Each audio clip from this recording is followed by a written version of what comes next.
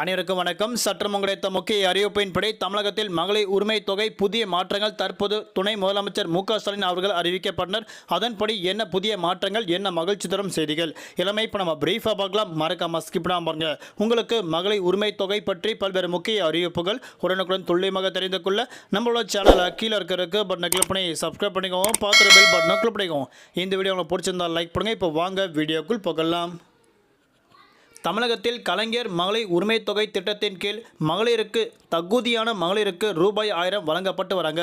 2023ஆம் ஆண்டு செப்டம்பர் மாதம் 5ஆம் தேதி முதல் கிட்டத்தட்ட ஒரு வருடக்கும் மேலாக அனைத்து மகளிருக்கும் வழங்கப்பட்டு வராங்க.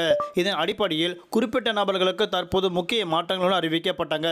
அதாவது இந்த பணம் சம்பந்தப்பட்டவர்கள் வங்கி கணக்கில் நேரடியாக வரவு வைக்கப்பட்டு வராங்க.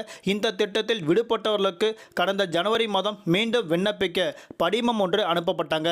இதனால் லட்சக்கணக்கான பெண்கள் மீண்டும் விண்ணப்பித்து வருவதாக அறிவிக்கப்பட்டாங்க.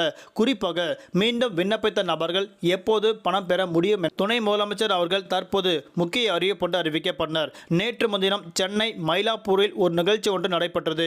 அந்த நிகழ்ச்சியில் பங்கேற்ற துணை முதலமைச்சர் உதயநிதி ஸ்டாலின் அவர்கள் கூறியதாவது, அடுத்த 2 மாதங்களுக்குள் புதிய பயனாளிகளுக்கு ரூபாய் 1000 மகளிர் உரிமை தொகையாக வழங்கப்படும் என தற்போது அறிவிக்கப்பட்டனர். இதுவரை கலைஞர் மகளிர் உரிமை தொகை திட்டத்தின் கீழ் 1,05,00,000 நபர்கள் பயணித்து வருவதாக தற்போது அறிவிக்கப்பட்டாங்க. அதாவது இதுவரை ரூபாய் 1000 பெற்ற அனைத்து மகளிரும் 1,05,00,000க்கும் மேற்பட்ட நபர்கள் இதன் மூலமாக பயன்பெற்று வருவதாக தற்போது முக்கிய அறிவிப்பு கொடுக்கப்பட்டாங்க.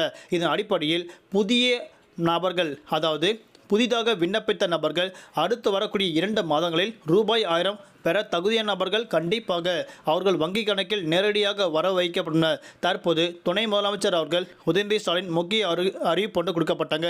இதன் அடிப்படையில் குறிப்பாக இந்த மகளிர் உரிமை தொகை மீண்டும் உயர்த்தப்படுமா அப்படின்ற கேள்விகள் எழுப்பப்பட்ட போது கட்டாயம் மீண்டும் அதற்கான சாத்தியக்கூறுகள் இல்லை என தற்போது அறிவிக்கப்பட்டாங்க.